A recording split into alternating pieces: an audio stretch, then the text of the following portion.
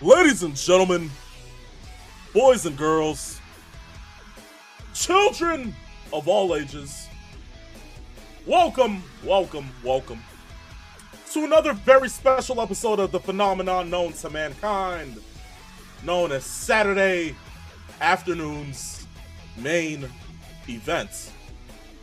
After 5+ years of doing this, if somehow, some way you still do not know who in the blue hell I am, I suggest you go back to school, go into your local library, get the biggest dictionary you can find, preferably Merriam-Webster, and look me up under the word phenomenal. Guys, it is I, the phenomenal one. Of course, here on a show like this today, I'm unfortunately not alone because I'm joined by my co-host, comrade, brother from another mother and dimension, although he left me some weeks ago. You know, I pulled off the show of a lifetime, you know, just have to add that in. But he is, of course, the one and only limousine riding, jet flying, kiss stealing, wheeling, dealing, son of a gun who is not having a hard time holding his alligators down. So, guys, unfortunately, put your hands together and give us 2 claps to the peeps H. Woo! Yes, I sense a little sarcasm in there, but I understand. Another really good show. We got a really good weekend here for all of you wrestling fans. And of course, as always, we can't do it without you guys, the fans, watching our show. And of course, you got to go and survive with those 3 tenets that get you ready for a great Saturday afternoon. And that is, of course, laughs, good times, and all the wrestling news possible. You know, at least you're here today. But, and again, I appreciate it, peeps H. But, guys, we have our other co-host, our the comrade. Guys, I usually tell you this each and every single time once this show kicks into high gear. You want Saturday afternoon's main event to be worth the while. You go into your mobile phone, go into the phone app, go into that keypad and dial the numbers 411. Guys, of course, our other co-host, the one and only Mr. 411. Yeah, by the way, this is for the uncle. For the uncle watching Uncle Triple C. I got a twisted tea right here. Look at this. 8%. No credit cut water. And we're going to crack it open right here and see what kind of stuff comes out of my mouth over the next 5 years or so. I'll cheers to that as long as it's not cut water, and we'll know that Mr. 401 is not going to go off the edge today. Oh, no, that's possible. That's always possible. It's always possible, guys. But the gang's all here, and it feels like it is that Saturday afternoon where we can get down to a lot of things that happened this past week in the world of Rich, Nate doesn't look a day over dead, right? I mean, look at him. It's the iced tea. It holds the blood of 1,000 different little children around the neighborhood. The man tries to stay young after being 700-800 years old, but then again, it's okay. 801, get it right. Thank you, you old hag. Oh, brother. But all in all, look, we're all here. It's only fair, guys. The comments are already going ahead and shooting off the hedges. You know, people are giving us the thoughts on Dark Side of the Ring, which we will get to later today on today's show, which we will discuss. Xavier Martinez is already hitting us with the Punk ruins everything. Come on. The Phenom. Uncle Triple C's in the chat. He says Adam Pearce should be fired. We knew that was coming. Even though. Xavier Martinez says, peeps, the firing squad heat. Yes, you know what? Yeah. He deserves it. He deserves it, okay? I don't want to hear any of this. He deserves it.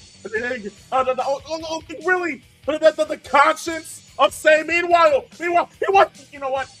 I digress. Peeps, write that one down. Just write it down. And High Rounds in the chat saying, Adam Pearce is the greatest GM of all time. Oh, there's going to be heat now. We just created heat. Oh, shots fired. This group chat's about to be on fire. This show's going to be on fire. And I am glad to see that each and every single one of you are tuning in on Twitch, Twitter, and YouTube for this episode the same. But it's only fair that we go ahead and get started with today's show the only way that we know how. And that is, with this sound kicking it off, you know it's time for one thing and one thing only. It is time for 3 Rope Talk, all of the professional wrestling news that you can possibly get that consists within the span of the squared circle. First and foremost, we're going to go ahead and get to our Raw and SmackDown review. Raw beginning off the show. Guys, we have a new WWE champion, and his name is CM Punk. Punk making his return after being away for some couple of months, last being seen on the Raw after WrestleMania, saying that you never know when a championship opportunity is going to fall out of the sky. One certainly did this past Monday night, with Cody Rhodes being injured by Gunther not being able to compete in a match against Sami Zayn for the world title, which ended with Nick Aldis making a call, CM Punk entering the Allstate Arena, and in the same arena that he beat John Cena in 13 years ago, almost close to the date, he defeats Sami Zayn to become an 8-time world champion in the WWE. Here's my case, here's my thing on it, and this is being addressed to every single person in the IWC. We watch as wrestling fans to enjoy the product. We don't watch as wrestling fans to book the show. You leave shit like that for Vince Russo.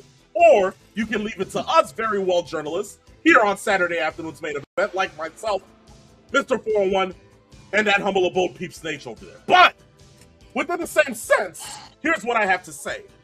People are mad that CM Punk is now world champion.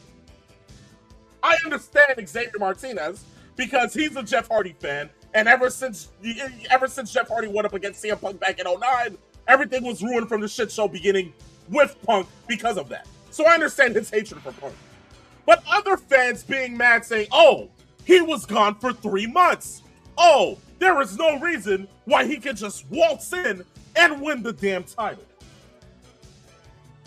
Guys, if you're a fan of professional wrestling, you love this. You love this. For the sole reason being that there is a story planned down the line for this. We know now that this was supposed to be the main event of WrestleMania 43. We know from the beginning that Punk was going to take a chance at winning the world title whenever an opportunity fell out of the sky. That's the sets of booking there for the WWE. This is the payoff. Punk getting a championship opportunity in its hometown of Chicago, 20 minutes away from the Rosemont Horizon. You thought for one damn second that the WWE was going to miss the opportunity to put the chip on Punk? This is what they were planning for. This was the match made in heaven. You guys not being able to see that is abysmal, because the fact that we're hearing CM Hogan, Hulk Punk, this, that, and the third, for what solid reason? Being that now the title's off Sammy, which I know Mr. 401 is happy about, and there is cause for this match taking place at SummerSlam, which we will get into later in the show, happening down the line. And we don't know what's in store for WrestleMania. We don't know what's in store for SummerSlam after, leading on to Survivor Series. We don't know. But you see, there is booking in place with the 4 men involved with this WWE title and what can go on from there. And here's what I hate. Before I say Punk is a corny babyface, you wouldn't be saying this if he was in All Elite Wrestling, right? Or you would have been making a case for the Elite, going ahead and shitting on him. But in all duality, what I'm trying to say here is that Punk winning the world title is best for business. I didn't think that Punk would have waltzed into Chicago winning the title. I don't think any of us did. I said he would have had some kind of involvement in the match, but I didn't think he would go on to win it. But guess what? It's the perfect shock. It's the perfect storm. It's the perfect thing brewing for the WWE. Putting the title back on Cody. What is that going to do? Ratings are already down. People don't give a rat's ass about Cody. Sami Zayn, it was a moment for fans in Saudi Arabia. You want those shot factor moments in WWE. Was it going to go anywhere after that? The world may never know. We don't know. We don't know what the plan was in store. We knew that they were going to say that they were going to put the title on Sami come WrestleMania. That wasn't going to happen. Obviously, they put it on him now. 9 days. Okay, we got that. Then what was going to happen? We weren't going to get Kevin Owens versus Sami Zayn, the freaking storyline of a century. We weren't going to get that. No. And Gunther? Yeah, Gunther wins the world title. Then what? You have CM Punk come into this to mess things up. You have him come in to create chaos. There is now chaos. There are now 4 people, 4 definitive individuals, 4 characters who have every right to say that they want the title to now be involved in the title. This screams Attitude Era 2.0. You guys talk about the Attitude Era so much, but yet when there's a storyline with multiple heavyweight men being involved with the WWE title, there's now a problem? Bullshit! Guys, pull up your panties, get to enjoying wrestling the way that we enjoy it as fans, and just watch the damn product unfold instead of trying to book the whole damn thing. If you want to go ahead and apply for the job, which you know you won't get, go ahead and freaking apply for it. But I digress. Yeah, Paige, he sounds like Triple H. Just enjoy the show. I was just about to say the same thing. It's what we do. What's the problem with it? When I'll get to you, what did you feel about this? Paige? Oh, you talking to me? I'm so sorry. Oh, I'm sorry. The 8% didn't kick in yet. I just didn't hear it. I was like, I'm not already. No. There's so, first of all, there's so much to unfold here, right? As you mentioned a lot in what you talked about.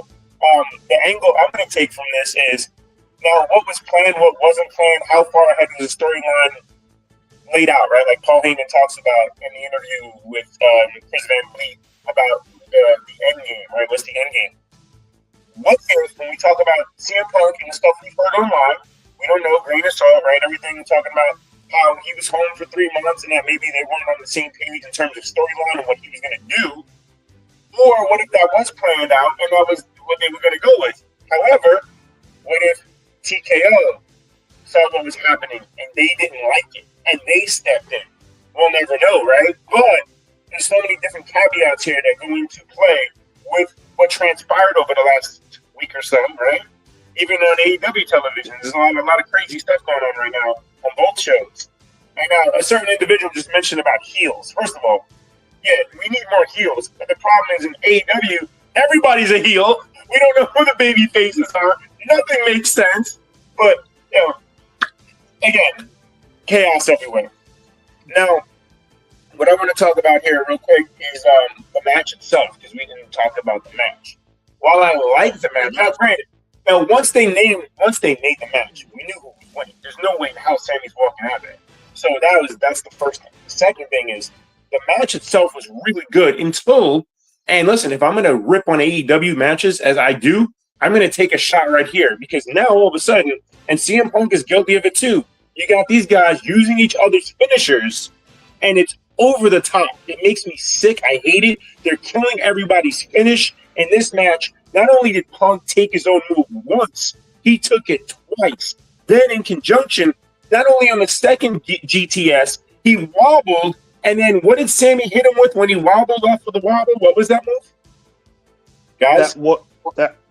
He took the GTS. Wasn't it the Blue Thunder Bomb? Yeah, he went right to the... Okay, so answer a question for me in terms of psychology, right? Mm-hmm. The first time he took the GTS, earlier in the match, mind you, when he was more fresh, that knocked him to the ground, and he took a 2 count and kicked out.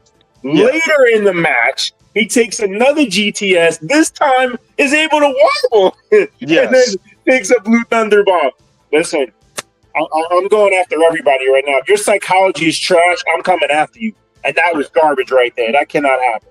Also, remember, CM Punk also did a haluva kick in the corner on Sammy, and Sammy kicked out of it. So right. No, that's terrible. I hate all of this. All of it. The thought process is a wrestler's finish is supposed to be the ironclad end of the match unless there is an angle that is showing that somebody has learned how to either counter a move or get out of a move by getting to the ropes. What we're starting to see now is a genuflecting of somebody doing moves and kicking out. So if you can kick out of your own move, if the story is, I know about my move more than anyone else, then how is that going to take someone else out if you're able to kick out of that move so readily, especially not hitting it once, but twice? And we've seen matches where they'll go back and forth using each other's moves and they'll hit each other with the other person's move 3 times and kick out of it.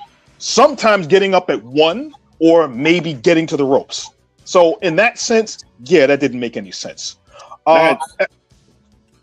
As far as the CM Hogan nonsense, it's nothing more than nonsense.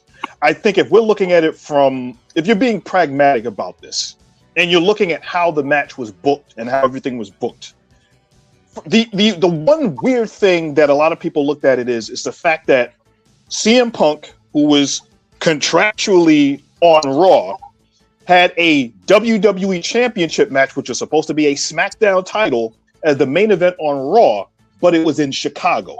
That was the story for that. Obviously, with Punk winning the belt, he is now on SmackDown, which he talked about on Friday. That makes sense. Now the layers go into what they plan on doing going forward. And I think that's what the IWC needs to probably get a hold of. Because if we're going to bemoan long-term storytelling, that part isn't it. Now, unless your argument is that the IWC is the only fans remaining, are we going to say there's no casual fans left? I think for the bigger shows, they still are out there. They're still going to come to the events, like WrestleMania, SummerSlam, Rumble, you name it, right? But ultimately, if we're just going to attack the IWC, well then, I mean, is that what's left? What do you think? I don't think so. And the funnier part about this is how this was booked. Let's really be honest. Monday Night Raw, even though it's on streaming, was going up against the World Cup, US Belgium, which drew, like, in the United States, over 30 million people. So I believe the WWE figured that they needed to have a really big splash on Monday to get that going and to get that audience there.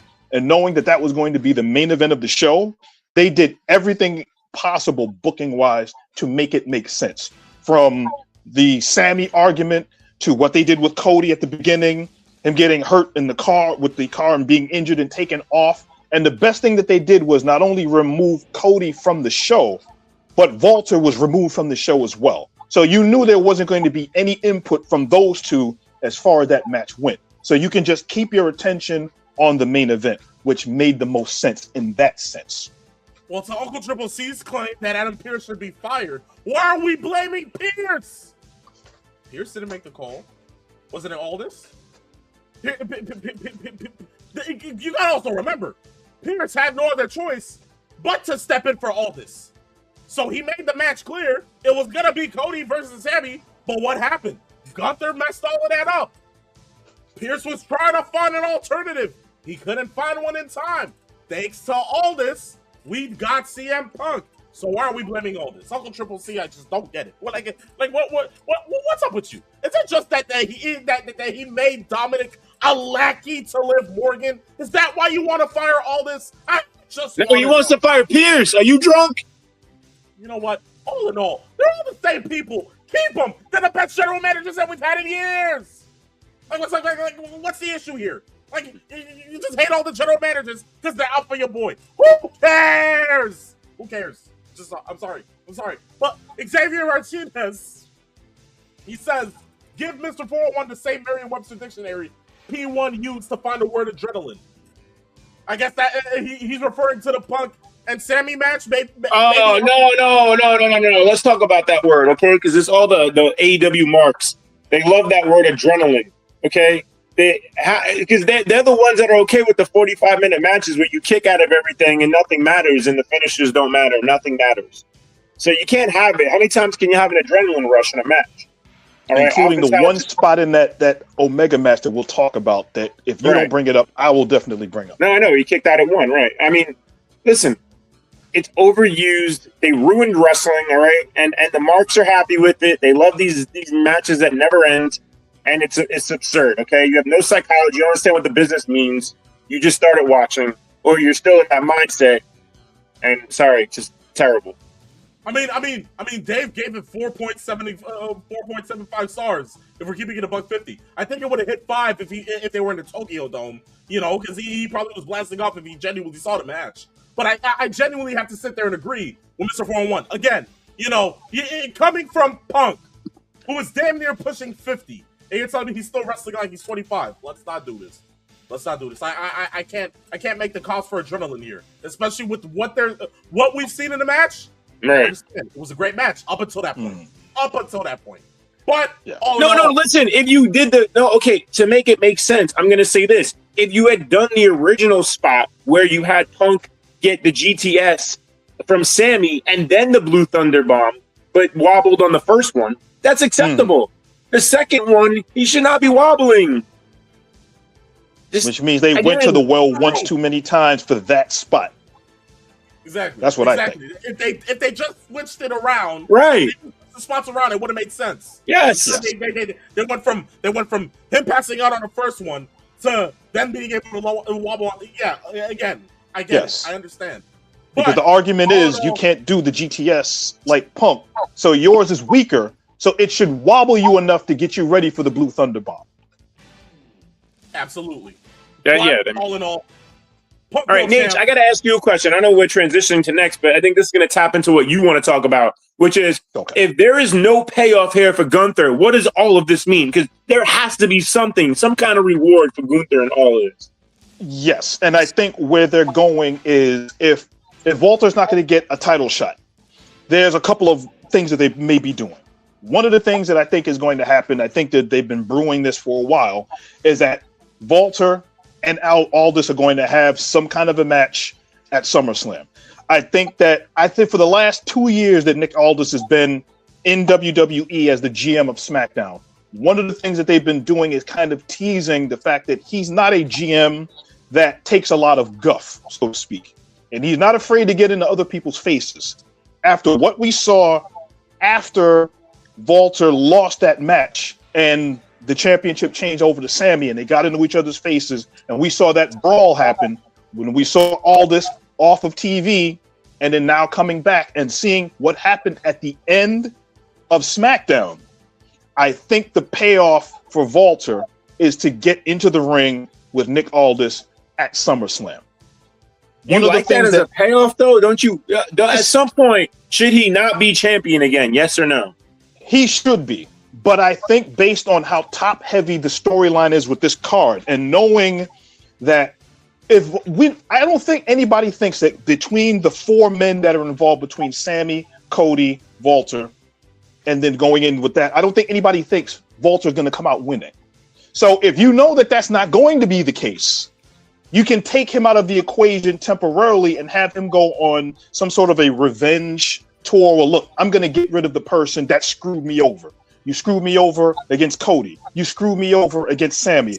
I'm sick and tired of this stuff. I came all the way over from Raw to SmackDown, and you've messed with me all this time, because this is a storyline that they've been doing now, going on almost 6 months now. And the payoff is that match for those two, much more so for Aldis than for Walter. And if Walter has this thing going, there's got to be something afterwards. Listen, I'm hot right now. 8%. Let's go. I'm on fire right now. Okay, so listen, if you're telling me Walter, Gunther, whatever you want to call him, is now having to wait around, as long as he's not waiting around for another Cody babyface title run, the only way any of this makes sense is Cody turning heel and winning the title. I don't want to see Cody in the main event picture as a babyface anymore. It's tired. It's stale. Everyone is on board with that. More on board with Punk winning the title. They have to be. Because the reaction on SmackDown, which we'll talk about here in a moment, showed that, okay? So Gunther should not be waiting for other people to come to the top. It's really just him. Listen, I would want to see another CM Punk Gunther match. Why not? Yes. And CM Punk did make mention of that by naming him. So that's one of the on CM Punk's hit list as far as who he would love to face. That works. And also from the standpoint of, like I said last week, that this whole feud with especially bringing Sammy in is the conduit for that change for Cody to turn heel. If it happens at SummerSlam, shortly before, shortly after, I believe that it's eventually going to happen. And how it's done, that part they'll have to work on. We'll see what happens. Hey, Rich, should we call him Corporate Punk? You know, when it speaks about Corporate Punk, now, when we tie that in, now, I know that you have a couple of things to say about the opening of SmackDown, which then resulted in us getting officially Punk versus Cody at SummerSlam for the WWE title.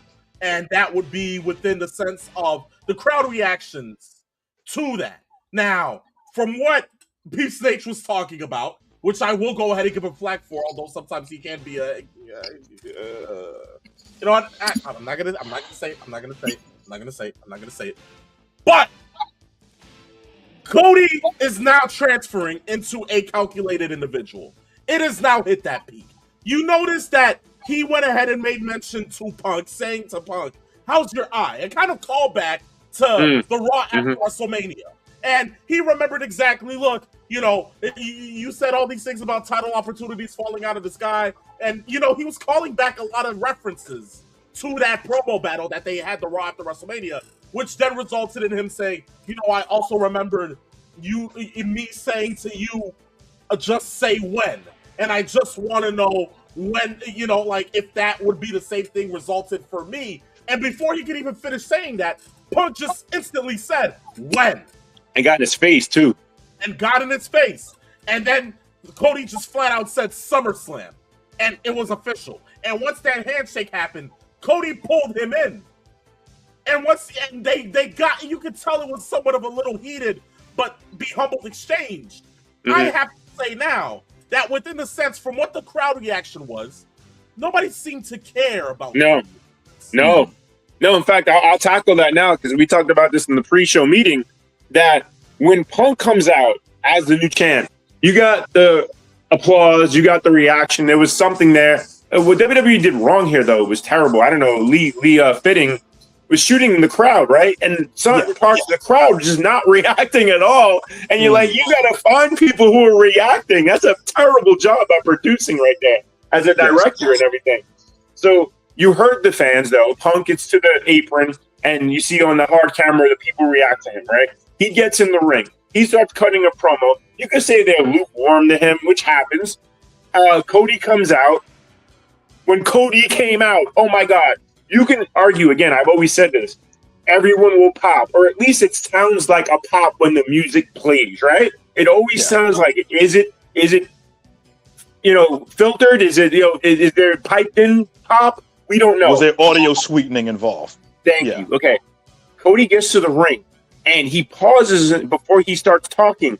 And if there was a Cody chant, it was not audible. Okay. It may have been the smallest Cody chant of all time. Almost no reaction to the man whatsoever.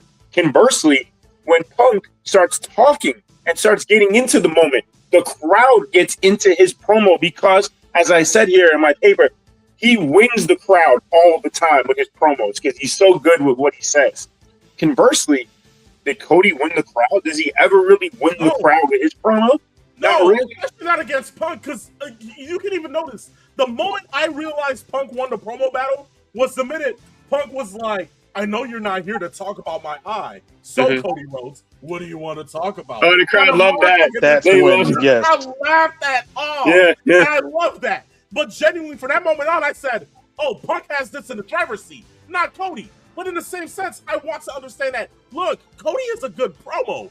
We know that Cody's a good promo. So in this sense, I just want to know maybe if it's tied into the character arc or if it's just genuinely the town that they're in. Which genuinely, OKC has genuinely had better crowd reactions for Cody.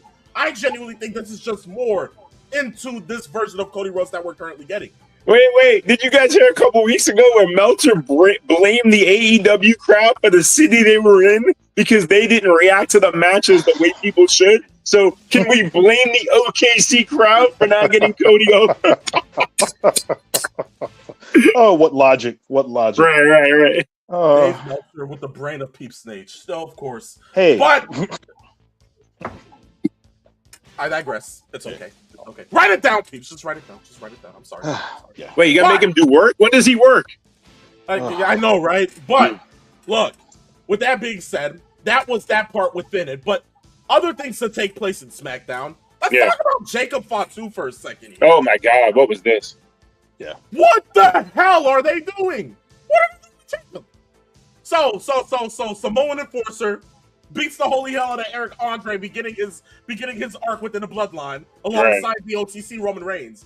And now he's afraid to fight Royce Keys.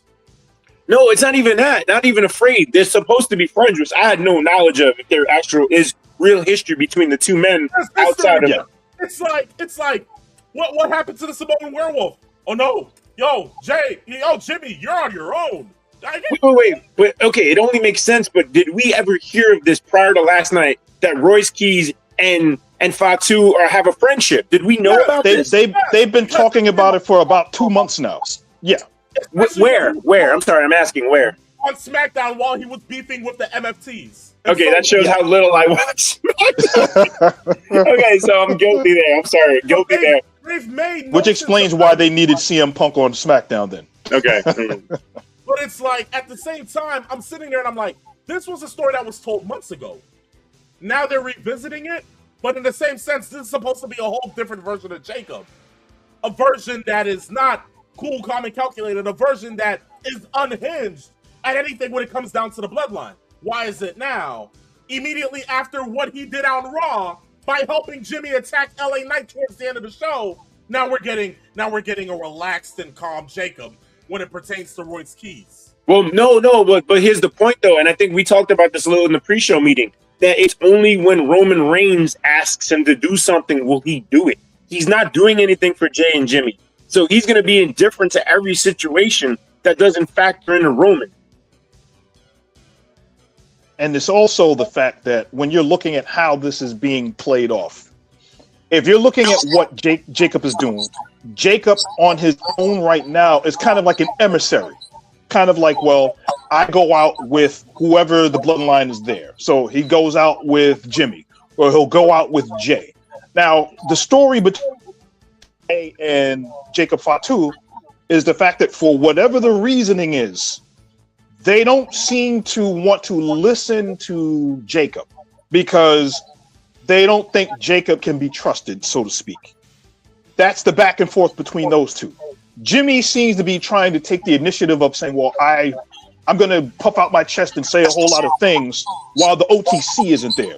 That seems to be what they're doing in that sense. So I guess that's where they are there. But my problem is when Roman isn't there, Jacob is a docile, quiet, almost like a bouncer that doesn't do anything unless you sick somebody on someone. He's neutered. Yes, he's been neutered. He's been kneecapped. And I think right now, if you're looking at it from that sense, yeah, the dynamic that they've been doing now when they bring in Royce Keys is, not all not all skin folk are kinfolk, as that expression goes. Your family is not always blood, and that's kind of the mantra that he's been going with it. This history of friendship that they have, but seemingly that was broken after what happened yesterday on SmackDown. Okay, but what really happened though? We talked about Rich's point about Jacob Fatu. What really transpired in terms of the motivation behind Jacob to only help Roman? Why would he then super kick Royce Keys? That doesn't make any sense. And that's to Rich's point. If you were going to do it from the jump, then just do it from the jump. It shouldn't have to happen after the match with Jimmy because he's already made it known multiple times. I'm not doing anything for you, Jimmy. I ain't doing anything for you. Fuck ass Jay. He said it. So that makes no sense. Exactly. So it makes no sense. If he's going to act on his own as a Samoan werewolf, act on your own as a Samoan werewolf if somebody's talking down to you. It should have happened from the beginning of the promo battle. It shouldn't have happened at the end of the match because now it's making it known. Oh, well, you are working for the family. Rich, you know what was more sad about the whole thing? Is that even when Royce Keys was speaking, there was no reaction. None whatsoever. Yeah. None. Yes. None. They've done a terrible job in building any interest for him. They've tried to lay a backstory of what he went through to get sympathy, to get the fans on his side. And it worked for a little bit, but it only got as far as it was going to go. And the connection between himself and the MFTs and his connection to Solo, his connection to Jacob Fatu, and all of that worked against him. The way that they were doing it is Jacob, he's keeping Royce at arm's length because of his friendship, because he could have run roughshod over everybody. He decided to stay hands-free away from him until he mentioned something about Roman Reigns. And that's apparently the part of the story that made him snap. So if they're going to go on that front, it's like, why are we waiting for him to snap to do that? Unless they were going to plan on doing something. Nate, terrible. Terrible. Terrible. Yes, it's terrible. What? Yes. that would mark the end of our Raw and SmackDown review. And speaking of terrible, let's get into the other piece of news here, still in the world of WWE. Sheamus's plan is about to leave. Sheamus is leaving. Well, there goes another one. Yes, Uncle Triple C, get down the marker, because it seems like either the twisted tea that he's having is genuinely taking effect, or he genuinely just does not care about Sheamus. The latter. The latter. Indeed. But all in all, when it pertains to Sheamus leaving WWE, Peeps Nate, your thoughts? Well, I tell you this. It's hard to believe that he's been in WWE, 18, 19 years? He's had multiple title runs. When they needed to kind of reinvent him, they had him team up with Claudio when he was Cesaro, and they formed the Bar as a tag team, and they went on and did some really good tag team work. It made nobody forget about the Kings of Wrestling, by the way. Yes, the Kings of Wrestling. And what was the other one? The faction that he did in WWE where he was teaming with Rusev and Forgotten faction.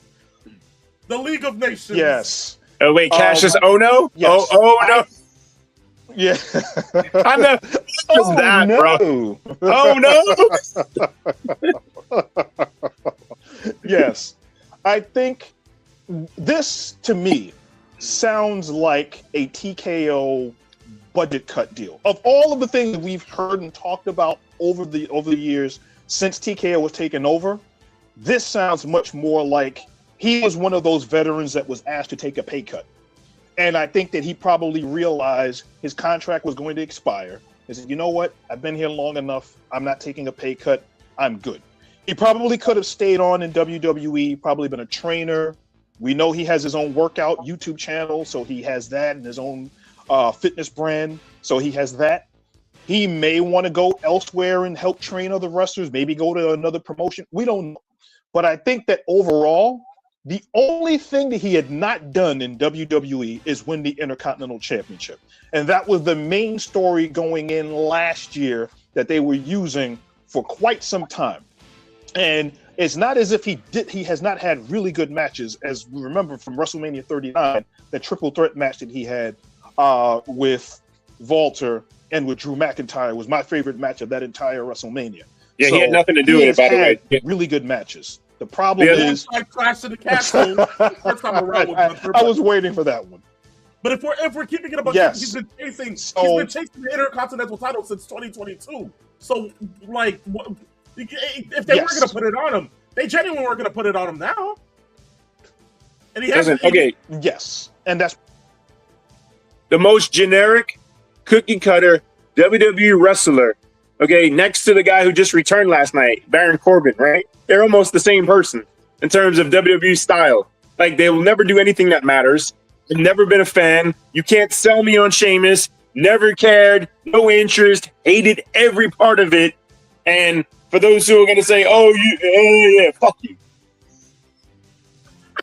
The Twisted Tea has 8%, baby, 8%. It's a Saturday afternoon. What can go wrong, right? But all in all, maybe we could expect Sheamus to team up with the Blackpool Combat Club. Oh, God. Redo that again. Or, Death Riders once more. Or, team up with Claudio. Have a couple of AEW tag team title runs against the Hurt Syndicate. Is that what we're going to do? I digress. Write it down. You know what? Just go die in TNA. That's where he should go. TNA is perfect, man. I heard TNA's hiring. Yeah, let's not do that. God, jeez. MLW, why not? But you know what? Let's move on from there. We can move now to the world of AEW. Yeah. And we're going to speak on Dynamite. AEW. Look, here's where I'll go with this, right? Kenny Omega is your new All Elite World Wrestling Champion. You called it. And I was just, you know what? And yeah, peeps, you should clap. Clap. Yes. Drink to me, Mr. You know what? I love this, guys. You guys are actually putting my take on a pedestal right now. Because yes, indeed, I called it. How beautiful is that? Yo, Rich, you said Nate clap. You know what? He'll never have the clap because he practices abstinence, not by choice.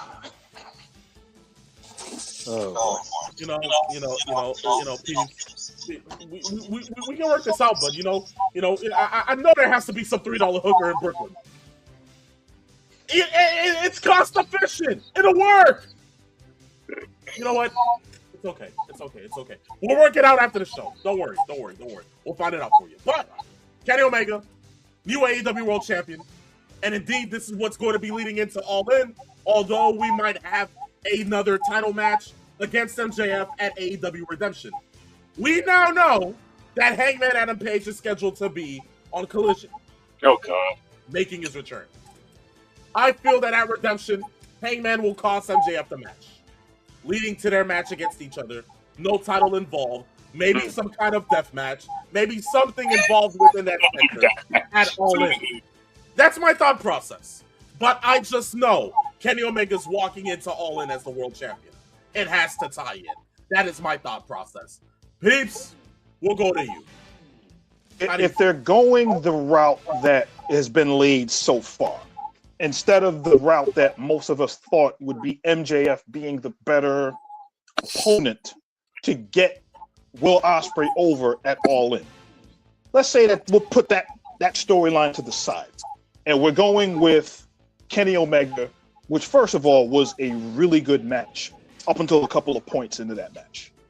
If the storyline is we're going to go with Omega and Ospreay, there's a story to be told here. Going back 2 years ago, the Forbidden Door, the match that they had then.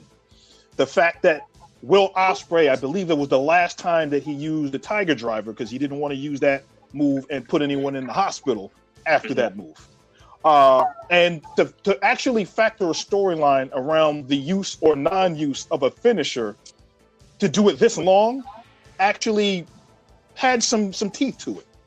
But the thought process between these two now is that they have their parallels where they've been going along, trying to encourage each other to get to that main event spot, to be able to say one of us is going to take the belt from MJF, one of us is going to main event All In, knowing the route that they had to take.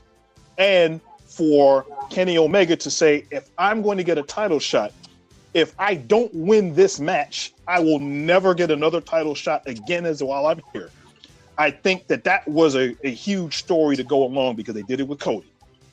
They also did it with Page, and they were going to do it with Omega. So I guess now going forward with Redemption, if I'm not mistaken, Redemption is going to be in Canada.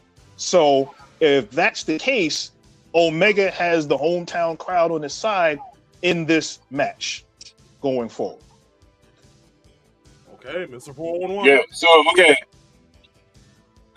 when we talk about All In and what everyone was looking forward to seeing, at least fans and understand psychology and get wrestling will make sense. As I said last week on the show, I'm repeating myself, but still, we talk about MJF, and now it could have still happened. We don't know, and that's to your point, in terms of the next pay-per-view will come in Canada. MJF versus Ospreay, a true heel against a true babyface, right? Versus now, unless Omega has some change of heart leading up to their match at All In, we're getting babyface versus babyface. However, this is what this fan base loves. This is what they want to see. They don't care about psychology. They are the sickos that want to see a 45-minute match where nothing matters. Just kick out of everything. And so the power bar, right, on the video game is empty. And then they win. We can do each other's finisher 25 times. Why not? Do a reset. So, listen, here's a question. Is it a possibility? I know you mentioned Page, and listen, all that makes sense, everything you just mentioned. Is there a possibility at all that MJF could be inserted in a three-way match at All In? No. Okay. And I mainly say this because for the sake of the storyline, you thought the Texas Death match against Page was the end-all be-all. And we always felt like, even after that match, which was a genuinely barbaric match, that signified the end between MJF and Hangman Adam Page. Well, genuinely, I always felt like there should have been another match down the line. This invokes that opportunity, because now there is no world title. MJF was the individual to take Hangman Adam Page out of ever competing for the AEW title. Okay. This now needs to be settled, in which Hangman, I feel, coming back now, wants to be able to invoke revenge onto MJF by not having him win the AEW title. And if that means having him get sent onto a hospital gurney in London, England, that's what's going to be done. I think Hangman wants to finish MJF once and for all, just to get that over because he has that bone to pick for not being able to compete for the AEW World Title again. So MJF going into All In, no title whatsoever. You know, with all the title changes in both companies and all the chaos going, can we make a case that Vinny Rue is booking both companies? Yeah, brother. That's what I'm doing, bro. I'm booking both companies. Did you see me on TNA on Dark Side of the Ring? We're going to talk about that in a couple minutes, right? Hey, TNA no longer stands for Total Nonstop Action. It stands for Turns and that. I'm sorry. Hey, Tony Khan listens to me. We did a podcast together, bro. Oh, God. It's all about the wrestling, bro. Never again, Peace. Never again. Never again. Yes. It's okay. It's okay. You can work around it again. You can work around it sometime later. I understand. But you know what you can do? Give us the ratings. Okay, I'll give you the this was actually surprising in a good way. Yes, it was.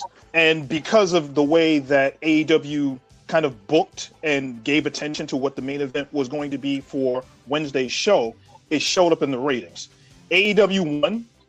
773,000 people viewed Dynamite with a 0.12 in the demo, whereas NXT, which also increased their rating from the week before because they were in the sub 600s, they did 691,000 with a 0.12 in the demo as well. So no, I just remembered one important factor to that. For both shows. Sorry to cut you off. I just remembered one important factor in that rating aspect is that the World Cup had the day off. There were no games that day, so that definitely contributed to them getting their number back. Indeed. And, yes. So you definitely have more eyeballs. Yeah. No, you're correct. More eyeballs to the product. And even more so because the World Cup is shown on over-the-air free television. So that definitely would have eaten up a lot of ratings. And since there wasn't anything there, people were getting their sports fix. Not unless you're NXT doing a PLE where you draw a lower number than your weekly show does. Yes. It's amazing. Their regular show did twice what the Great American Bash did just the week before. That's insane. Mason Rook. Rook. Did you guys have fun with the whole online stuff with Paul Walter Hauser and Jim Cornette over Mason Rook? Didn't Cornette call him what did he call him, a walking waterbed? Yeah, walking right. Oh man, it's insane. That's right. I'm sure Corey Richmond is a big fan of Mason Rook because he loves men that look like little boys. What's the chance that they give him? He's big. 8%. 8%. Oh boy, I'm skating away from that one. This is for one. Collision. Water, if anybody please. Cares about Collision, yeah. All right, wait. I got water right here. I got water. I'm gonna change. 310,000 for Collision. The last show that they did, which got a 0.05 in the demo as well.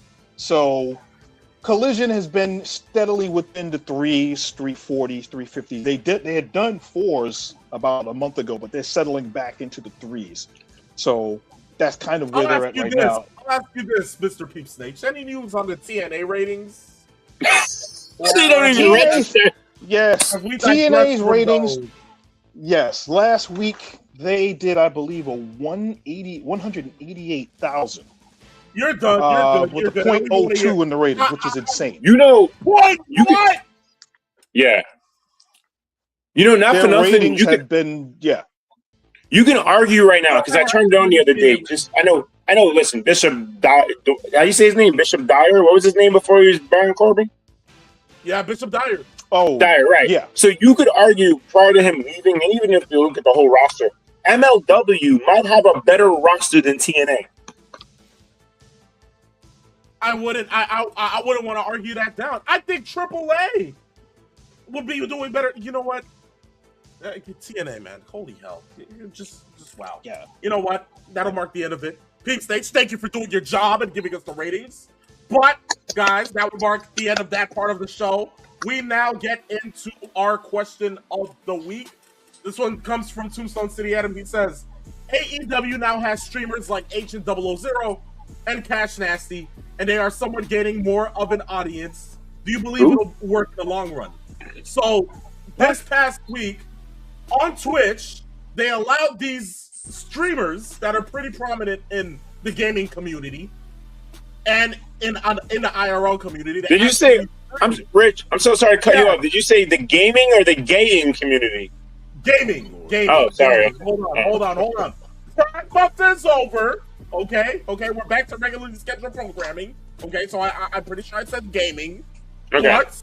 But all in all, when it perceives to this, they're pretty big in the community, and they are streaming during some of these AEW shows that are saying, look, I'm definitely going to come back to another AEW event. This was great. Now, of course, I genuinely think it was certainly paid promotion, but I think it is certainly garnering attention for certain other audiences to at least tune in and watch the show, as per seeing what they pulled off via ratings this past Wednesday night.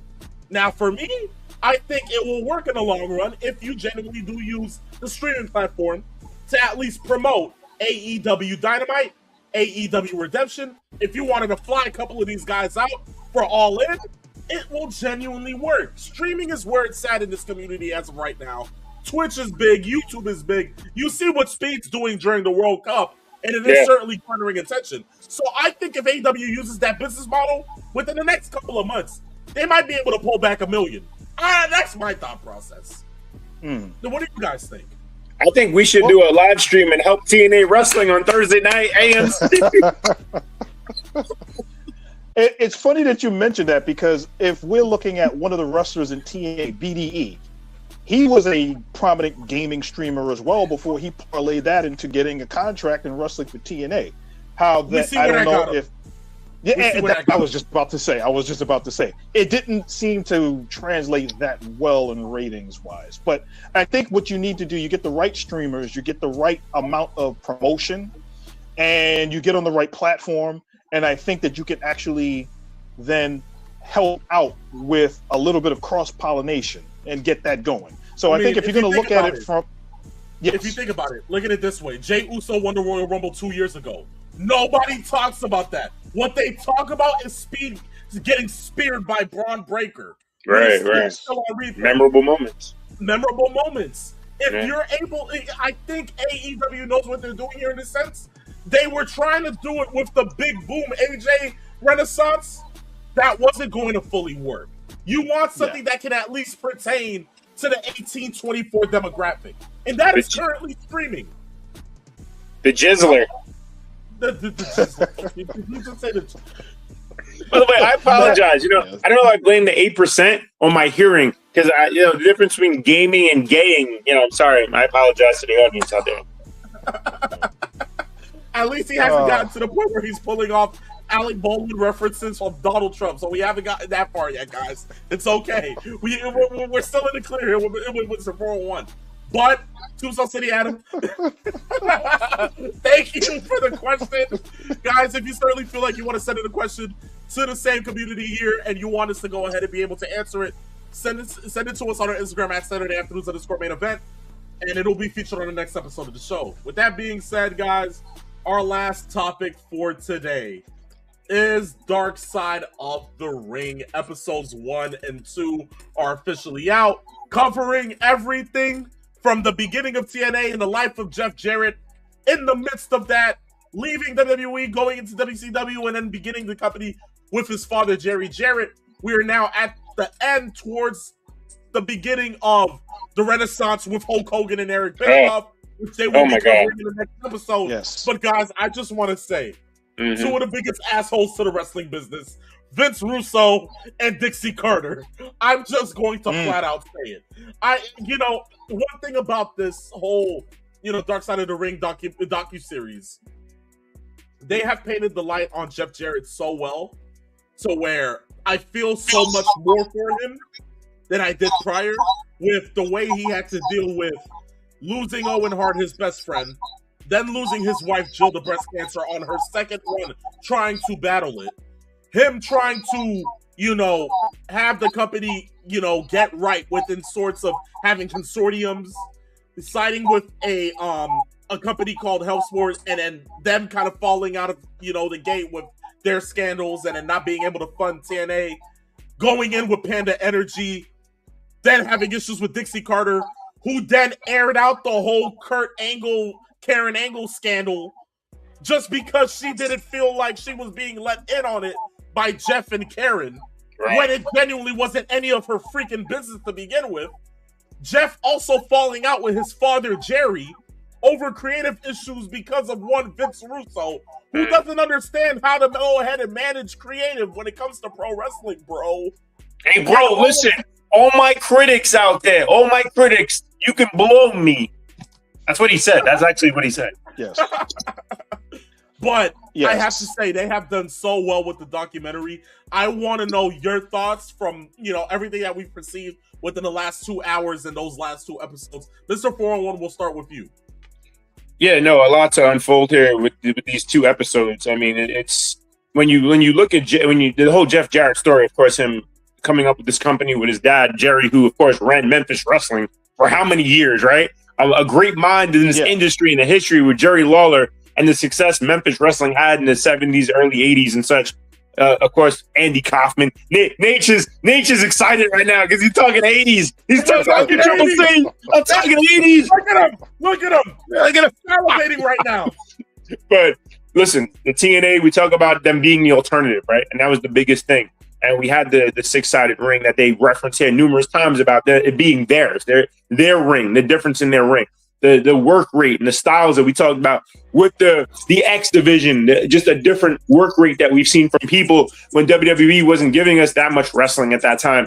And we had like the guys like Samoa Joe, Christopher Daniels, AJ Styles, and the long list of X division talent that they had at the time. And it was, so much going on in this episode, in these 2 episodes. But the way they painted the picture of Jeff Jarrett going through, of course, his unfortunate situation with his wife passing and then getting involved in Karen, you would think there was a moment where he and Karen were like having sex on the dead corpse of his wife, Jill. I mean, that's how bad it was in terms of how they painted the picture of Jeff and Karen. Up until the point that we finally got the full story. And that's what I'm saying. Like, I really hate Dixie Carter for that. Being that, like, you would hear about the other things where she found a way to get him into, signing Hulk Hogan while she had already sent him home for that. Yeah. The whole Karen Jarrett incident. And now you think, oh, he's going to be the reason that I get Hulk Hogan. Just to send him back home and take credit for signing Hulk himself. Like how, and they explained what Dixie Carter is. Do you remember when they did? Now, Rich, you're too young to remember this. Nate, you remember when they did the angle when Hogan went to Japan and Jarrett hit him with the guitar over the head in Japan just to set something up? I'm inclined to believe that was along the time when Jarrett was sent home after that, probably, right? He was. Yes, I think that was the excuse that they used to send him home. And it's crazy to think about that when you're looking at how they built all of this, the parallels between late WCW and the parallels with what TNA went through from 2002 to 2009 was when Jarrett was the undisputed controller, creative, and owner of the company and everything else. The funny thing is, when you talk about symmetry and parallels, and we talk about how Owen, his best friend, passing away, his wife passed away on the anniversary of his best friend Owen Hart's death, which he talked about during the documentary show, and talked about what he went through. The fact that he had to raise his 3 daughters and try to figure out what to do then, knowing that there was so much scat going on with the strife and chaos and angst and turmoil going on in the back that nobody knew about. But even more so, as you both have brought up with Dixie Carter, the real reason seemingly why Dixie was so upset was because of what D'Lo Brown had talked about and Jim Cornette to some degree talked about during the show, was that everybody else knew what was going on between Kurt Angle and Karen Jarrett, where they were both separated from their situations personally, and that they had became friends and then found each other. The only person that was not aware of any of this was Dixie Carter. And she used that as a weapon, and she weaponized that to get more control for TNA. And that became the impetus for all of the things that happened afterwards in 2009. And it's crazy because I remember when the Hogan signing was announced, Hogan was at Madison Square Garden for the WWE because they were doing a DVD presentation. They had just come out with a DVD for Hogan's career, like the latter part of his career. And just that weekend was when he left MSG to go to this press conference to announce that he was going to be in TNA. So all of that happening under a short amount of time led to a lot of the spiraling of what people thought was going to happen with TNA and where it went afterwards. I mean, Rich, again, you're too young for this, but Nate, you remember vividly when we heard the rumors about Heyman potentially becoming creative and how excited we were. And then when we heard about Bischoff and Hogan coming in, we went, no! Yes. Like collectively, we all just went, please don't do this. And we saw the second that they went on live against Raw, we knew it was doomed. We just knew it had no chance. And then we said, you remember the first episode when they brought on the damn Nasty Boys? Oh my God, I've never been so cringe like watching the Nasty Boys in 2010 on a live TV. Yes. So bad. And the big thing that they did with Hogan coming in was one of the big quote unquote signings was bringing in Jeff Hardy, and the other one was bringing in RVD. And remember how big they made that into a huge storyline. Oh, we're going to bring those guys in, and Victory Road. Yes. And I can't wait for that third part because they're definitely going to talk about the pitfalls that happened from 2009 on. And that Victory Road pay-per-view with Sting and Jeff Hardy. I can't wait. That's going to be interesting. Not to mention we'll probably hear about Jeff with Global Farce Wrestling, as we called it back then when it first started. By the way, bro, what did I think of that, bro? Jeff banging Karen on Jill's rotted corpse, bro. That would have been huge ratings. Crash television never fails. Yes. But one thing I want to say, we have to give some credit to Jeff Jarrett and TNA on the women's professional wrestling that we get today. Yes. The way that give a lot of credit to Dutch Mantel for that too. Exactly, because the Knockouts division, the way that it was brought up, and just to hear that, if anything, Dixie's that cause for the Knockouts division kind of taking a pitfall into the 2010s because she wouldn't pay wrestlers, and she didn't even feel Kong, Awesome Kong, was even worth 1/10 of what. You're right. Oh, yeah. Oh my God, that was disgusting. Yeah. That was just insane. Like really. That genuinely pissed me off. But then again. Yeah. Nate, what was the name of that blonde champion back around that time, like 2008, 2009? We heard she was working at Sunglass Hut. She was a Knockouts champion. I believe it was Angelina Love that was doing that. No. There was another white girl, blonde hair. I forget her name. But she was apparently making like $40,000 a year from TNA. That's it. $40,000 a year. 40? That's insane. Yeah. That is insane. Yes. Because they when they talked about it during the show, they said that she was waiting tables. And one of the customers at the table she was waiting said, wait a minute. Didn't I just see you on TV? Like, yeah, that's me. Yeah. So why are you here? Because wasn't the first champion Gail Kim? Right. Which I'm shocked that they didn't make no notion of her, but I know it was Gail Kim, Kong. Wait. Was it what? Taylor Wilde, right? Yes, her. She was working Taylor at Wilde, Sunglass Hut. Sunglass Hut, or whatever you want to call it. I don't know. I forget the name of it. Yes. That's insane. They for all of the work, I hope they rip her a new one in the next episode. I really do. I think that will allow me to die happy. If they can at least rip Dixie Carter a new one. And I get, they because I heard that they try to at least get her on the show. Yeah. But she declined. Which, No of surprise. course, obviously you're going to decline because you know everybody else is going to crap on you. Like, you're not just being that bad of a boss. Like, I mean, again, Jim Cornette overturned. called her money mark. And Jim Cornette basically was saying the only reason why she was there is because she was getting a chance to get close to the wrestlers. She's making a lot of money. And because of that, she could be there. And if you remember the feud that they did with the Dudleys, where the entire feud were the Dudleys were trying to put Dixie Carter through a table. And the funny thing about that was the show that they did that in, Mr. 411 and I, we were at the Manhattan Center when they did that, because they did like 2 or 3 tapings of those shows, and we were out there to see that. And it was freezing cold. And if I'm not mistaken, Bobby Lashley was having a feud with Kurt Angle, and they were fighting outside, and it was like 25 degrees outside, and they were freezing cold. Those are the kinds of things that were happening under Dixie Carter. But I mean, you still got to see her get put through a table. So I mean, if anything, that should at least serve its purpose, right? Wait. You know what I'm wondering on episode 3 if they will delve in, because Dixie Carter is not a part of this. I wonder if they'll ever delve into the fact that she was linked to some of the boys in terms of, you know, little extracurricular.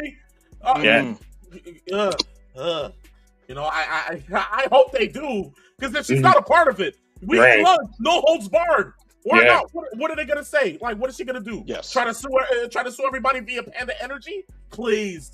I digress. Peeps, write that one down. But you know what? There you go. I'll leave that on that last I digress. And I just want to say to everybody, if you haven't seen it yet, go watch. I know they possibly put out the first episode on YouTube. And I think you can find the second episode there as well, if you guys don't have cable. Yeah. If you do, guys, go up on Vice TV, watch it on demand. The first 2 episodes of Dark Side of the Ring. It is a must watch. But with that being said, that marks the end of this episode of Saturday afternoon's main event. Guys, we appreciate you guys so much for going ahead and real quick, Nate, Rich, let's pour a little out for the Street Profits. Because listen, we could talk about the vision, but we won't get into the whole vision. Just the Street Profits in general. And I had seen something on YouTube, which we talked about briefly in our group chat, that apparently Montez Ford has straight out refused. Again, I don't know if this is true. You can grain of salt this, right? That he straight up refused. Easy for me to say, 8%. A singles push because of the fear that one day Mr. Dawkins would be released. And I don't know. Again, Nate, you said you heard more about this. Yeah, there may be a little bit of truth to that, and if there is, then I'll give him a lot of props to that. Right. We'll look some more into it. It's very similar. We're going back to the 80s, but this is going to remind a lot of people. It's going to remind a lot of people of what happened with the Rock and Roll Express, where Ricky Morton and Robert Gibson, that Dusty Rhodes, who was booking Crockett Promotions at the time, saw something in Ricky Morton to push him, give him a singles push, and they did a trial run with him. They did. They put him in there with Flair. They put him in there with Flair. They had a lot of matches during the Great American Bash of '86, and wanted to break the team up to give Morton a singles push. Ricky Morton didn't want to do it. He said, "Look, this is my brother. This is my partner. You're not going to make Robert a guy that's by himself," and refused to push. And to some degree, and I've heard Ricky Morton talk about this, he thinks that Dusty resented him for that, even though he did push the Rock and Roll Express as a tag team. And they main evented a lot of shows as well as a tag team. But not to delve into this, but Nate, for only so long, though. Think about it. Their reign didn't last long. They were gone in, 87-ish? And then you got the Midnight Express, Road Warriors, and all those teams coming in. And then the Rock and Roll came back. Remember, there was a period where they were not in the NWA. Yeah, they left about late 87, early 88. They went to, they had a brief time in Memphis. They went to the AWA for a hot second while the AWA was around, and then they came back in like 1990. They wrestled the British. Nate, they wrestled while they were there. Nate, go on YouTube. You could watch the Rock and Roll Express against the British Bulldogs at an AWA show. It wasn't the greatest match ever. They didn't have good chemistry, but it happened. Yes, which was like Twilight Zone stuff. Yeah. Uncle Triple C. By the way, Uncle Triple C right now saying, "God damn, Nate, Just just had to. You just had to. But within the same sense, so when it comes down to the Profits, I hate to see it. It's okay. Hopefully they get another title shot back. But you know what? I like what they're doing with Paul Heyman in the Vision, because it's just him showing tough love to the Vision and only showing, you know, like a sense of care towards Maxine Dupree. Look, I want to see where they go with that. Genuinely, I want to see where they go with that. So look, we'll have time at least until Bronson Reed is ready to return, because I think that's what they're doing. Oh jeez, yeah. By the way, I love Maxine Dupree as a heel. She's kind of like a dirty girl in a sense as a heel. I wonder if she's into like any, I don't know. Okay. This marks the end of that's the 8% talking. There you go. 8% is officially kicked in. We'll see you next week. We just changed his name to Mr. 8%. Let's do that. But guys, just remember, this was Sane. We're at a phenomenal one. I'm the Peeps Nation. Mr. 4. Oh my God. Yes, I'm afraid to say this one, but yes, we came. I hate you, MFers. We saw. And in the words of the great Paul Heyman, send us home, peace. We conquered. Yes, we conquered, unfortunately. Yes, but guys, one of those shows, guys. One of those shows. But guys, peace, love, farewell.